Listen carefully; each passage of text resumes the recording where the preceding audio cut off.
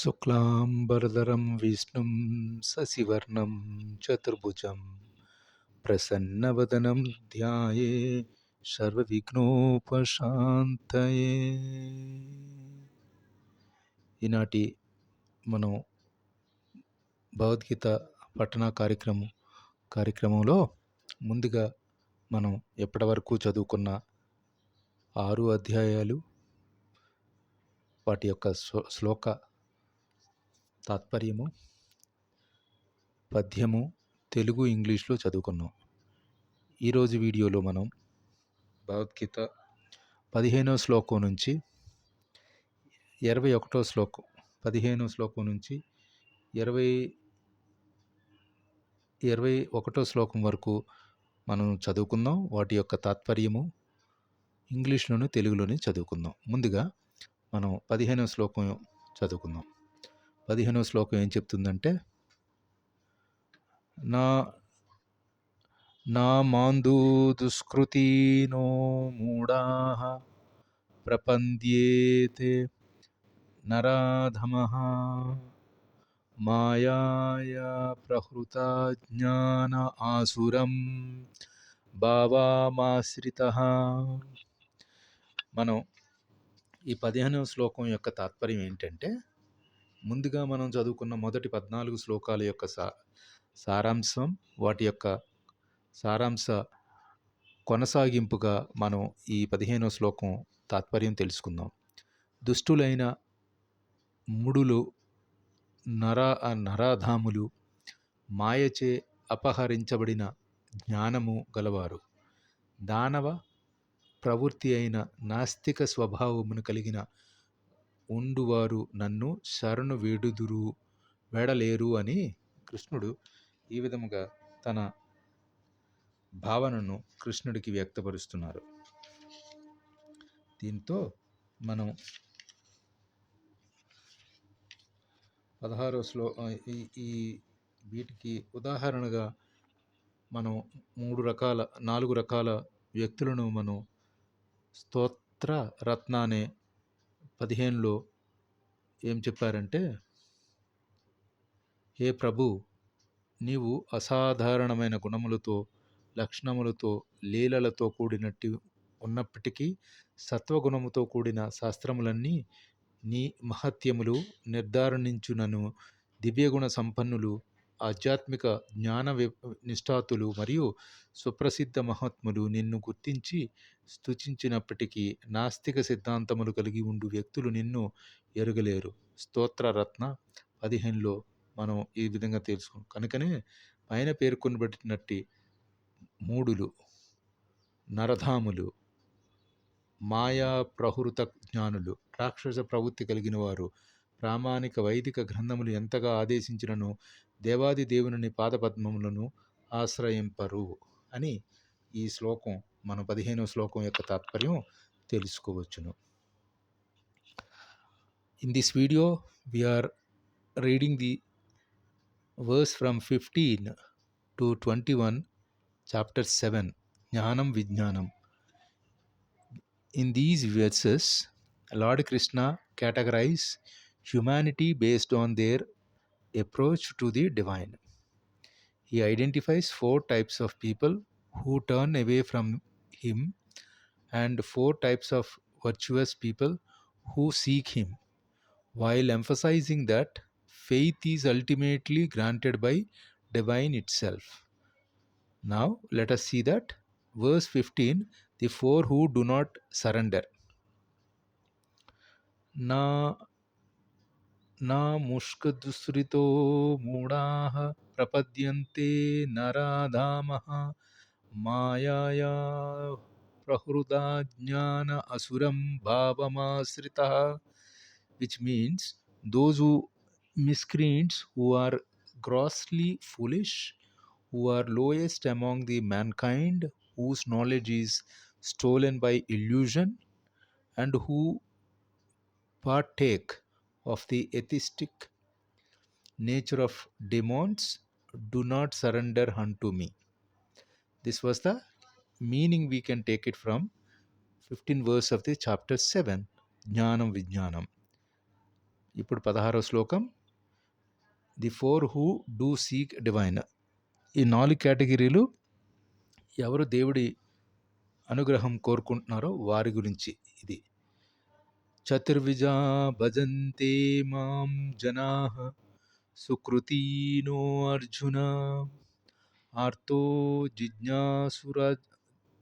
సురార్జితా జ్ఞాని చ భరతర్షభా. ఈ 16వ శ్లోకం మన 15 శ్లోకంలో చెప్పినట్టు ఎవరైతే దేవుణ్ణి నమ్మరో వారి గురించి ఆ 4 రకాల మనుషులు, వారి యొక్క మూడులు, నరాదులు, మాయా ప్రహృదులు, జ్ఞానులు, రాక్షస ప్రవృత్తి కలిగిన వారని చెప్పి మనం 15వ శ్లోకంలో తెలుసుకున్నాం. ఇప్పుడు 16వ శ్లోకం ఏం చెప్తుందంటే, ఓ భరత వంశ శ్రేష్ఠుడా, ఆర్తుడు, అర్ధార్థి, జిజ్ఞాసువు, పరతత్వ జ్ఞానమును అన్వేషించువాడు అను 4 రకముల పుణ్యాత్ములు నాకు భక్తియుక్త సేవను చేయబడినారని, వాటితో పాటు భక్తి రసామృత సింధువులో 1:1:1:1లో చెప్పిన విధంగా అన్యాభిలాషిత శూన్యం జ్ఞాన కర్మాధ్యనావృతం అనుకూల్యేన కృష్ణానుశీలనం భక్తిరుత్తమా. కామ్యకర్మల ద్వారా కానీ, తాత్విక కల్పనల ద్వారా కానీ భౌతిక లాభాపేక్ష లేకుండా దేవాది దేవుడైన శ్రీకృష్ణకు అనుకూలముగా ప్రతి ఒక్కరూ దివ్యమైన ప్రేమ యుక్త సేవలో నెలకొనివలనని, అదే శుద్ధ భక్తియుక్త సేవ అనబడును అని మనం ఈ 4 రకాల మనుషులు భక్తియుక్త సేవ గురించి మనం చదువుకోవచ్చు. Now the verse 16 is talking about, the chapter 7 is depicting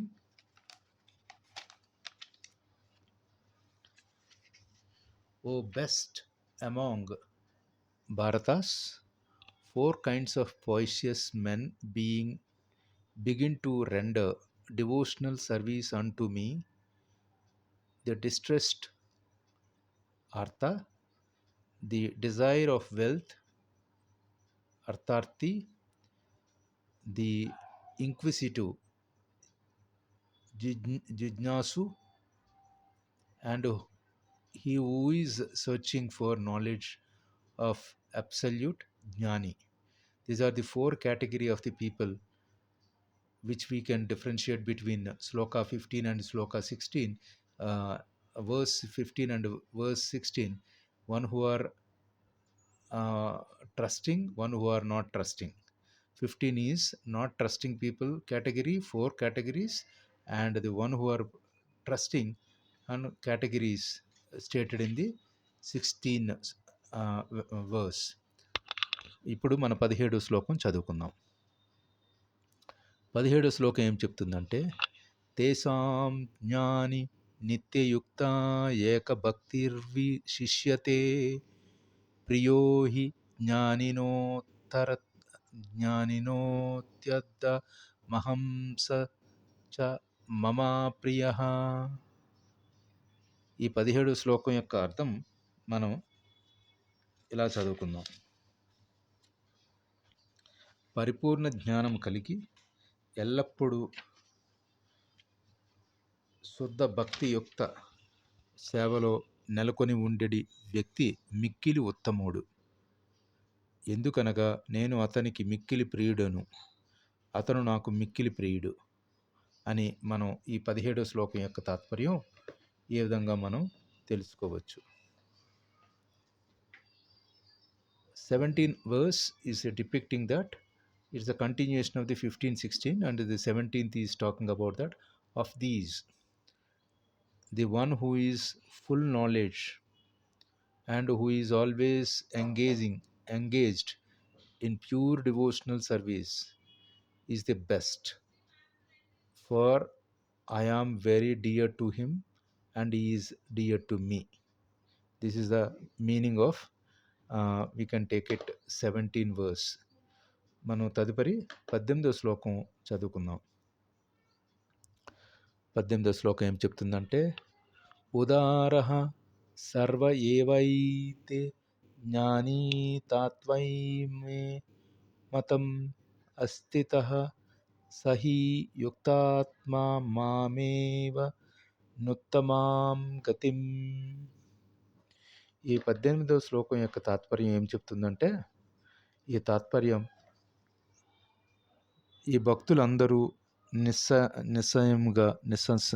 నిశ్చయముగా ఉదాత్తులేనైనను వీరిలో నా జ్ఞానములో స్థితుడైన వానిని నేను నన్నుగానే భావించును. నా దివ్య సేవలో నెలకొనినందున అతడు అత్యుత్తమము మరియు పరమగతి అయిన నన్ను తప్పక పొందును అని మనం 18వ శ్లోకం యొక్క తాత్పర్యం మనం ఈ విధంగా చదువుకోవచ్చును. శ్రీమద్భాగవతం 9:4-46లో ఏం చెప్పారంటే, సాధవో హృదయం మహ్యం సాధూనాం హృదయం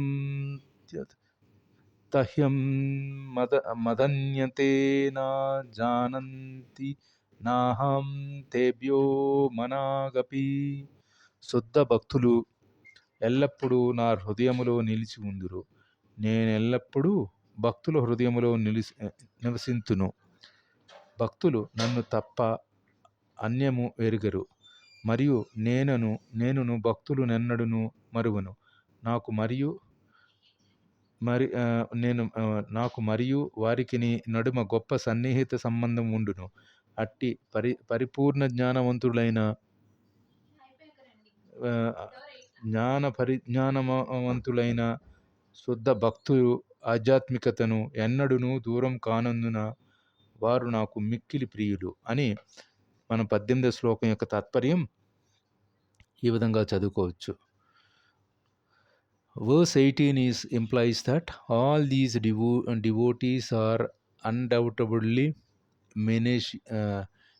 magnanimous souls, but he who is situated in knowledgeable of me and I consider to be as my very self, being engaged in my transcendental service, is sure to attain me, the highest and most perfect goal. This is what we learned about the verse 18. 19వ శ్లోకం, బహూనాం జన్మనామంతే జ్ఞానవాన్ మాం ప్రపద్యతే వాసుదేవః సర్వమితి స మహాత్మా సుదుర్లభః. ఈ 19వ శ్లోకం యొక్క తాత్పర్యం ఏంటంటే, జ్ఞానవంతుడైన వ్యక్తి పెక్కు జనన మరణముల పిమ్మట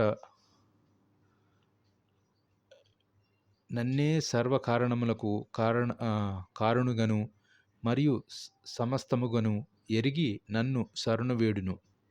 అట్టి మహాత్ముడు మిక్కిలి అరుదు. దానికి తోడుగా మనం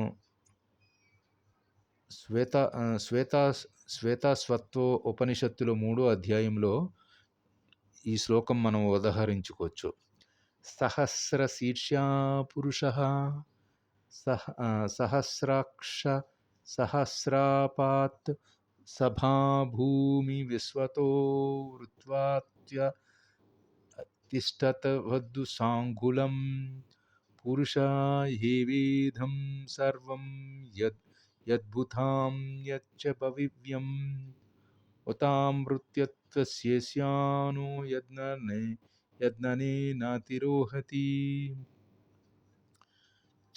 ఛాందోగ్యోపనిషత్తులో 5:1-15లో ఏం చెప్పారంటే, నవై వాచో నచుంషుక్షి న శ్రోతాని నా మానాంసిత్య చక్షతే ప్రాణ ఇత్యేవ చక్షతే ప్రాణహేహ్యా వైతాని సర్వాణి భవతి. ప్రాణిదేహములో వాక్ శక్తి కానీ, దృశ్యశక్తి కానీ, శ్రవణ శక్తి కానీ లేదా ఆలోచన శక్తి కానీ ప్రధానములు కాకుండా వాటికి కారణమైన ప్రాణమే సమస్త కలాపాలకు మూల కేంద్రమని, అట్లే వాసుదేవుడు దేవాది దేవుడైన శ్రీకృష్ణ భగవానుడు సమస్తమునకు మూల కారణమని మనం ఈ విధంగా 19వ శ్లోకంనే చదువుకోవచ్చును. The verse 19 of the chapter 7, which depicts after many births and deaths, he who is actually knowledge surrenders unto me, knowing me to be the cause of all causes and all that is. Such a great soul is very rare. This is what the verse 19 meaning. ఇప్పుడు 20వ శ్లోకం.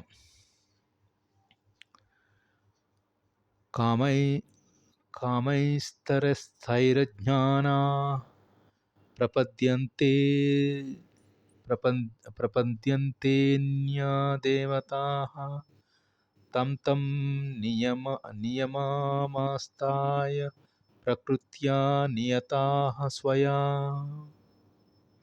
ఈ 20 శ్లోకం యొక్క అర్థం ఏం చెప్పుకోవాలంటే, మనం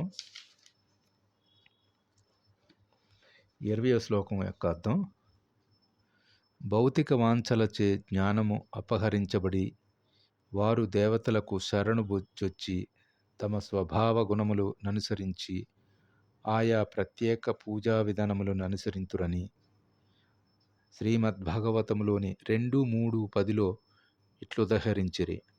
అకామః సర్వకామో వా మోక్షకామా ఉదారది తీవ్రేణ భక్తియోగేన యజేత పురుషం పరం. శుద్ధ భక్తుడై సర్వ విధములైన భౌతిక వాంఛల నుండి విముక్తుడైనను, లేక అన్ని విధములైన భౌతిక వాంఛలతో నిండి ఉన్నను, లేదా భౌతిక సంపర్కము నుండి విముక్తిని వాంఛించినను మానవుడు అన్ని సమయములలో వాసుదేవుని మందబుద్ధులు తమ భౌతిక వాంఛలు తక్షణ ప్రాప్తికై వివిధ దేవతలను ఆశ్రయించుదురు అని మనం ఈ విధంగా 20వ శ్లోకం యొక్క అర్థాన్ని మనం తెలుసుకోవచ్చును. Verse 20 depicting those whose intelligence has been stolen by material desires, surrender unto demigods and follow the particular rules and regulations of worship according to their own natures. మనం 21వ శ్లోకం, ఈనాటి మనం చివరి శ్లోకంగా ఈ వీడియోలో మనం చదువుకోబోతున్న శ్లోకం 7వ అధ్యాయం జ్ఞానం విజ్ఞానం అనే ఈ అధ్యాయంలో 21వ శ్లోకం. యో యో యాం యాం తనుం భక్తః శ్రద్ధాయార్చి తుమిచ్చతి తస్యా తస్యాచలం శ్రద్ధాం తామేవ విదధామ్యహం. ఈ 21వ శ్లోకం యొక్క అర్థం ఏమిటంటే, నేను సర్వుల హృదయములో పరమాత్మ రూపమున నిలిచి ఉందును. ఎవరైనను ఒక దేవతను పూజించదలిచినంతనే నేను అతని శ్రద్ధను స్థిరము చేసి ఆ ప్రత్యేక దేవతలకు అతడు సమర్పించుకున్నట్లు చేయుదును అని మనం ఇక్కడ చదువుకోవచ్చు. The last verse of this video, verse 21, which implies that I am in everyone's heart as the super soul. As soon as one decides to worship some demigod, I make his faith steady so that he can devote himself to that particular deity. With this, we are going to conclude that the spiritual insights from these verses from 16 to 15 to 21. The best devotee, rare soul, like God is everything, Vasudevaya Sarvam Aiti, and source of faith. These are the main spiritual insights we can consider from these verses. దీంతో పాటు మనం ఈ వీడియోలో మనం చదువుకున్న ఈ శ్లోకాలు వాటి యొక్క తాత్పర్యం తెలుసుకున్నాం. ఇంతటితో ఈ వీడియోని మనం ముగిద్దాం.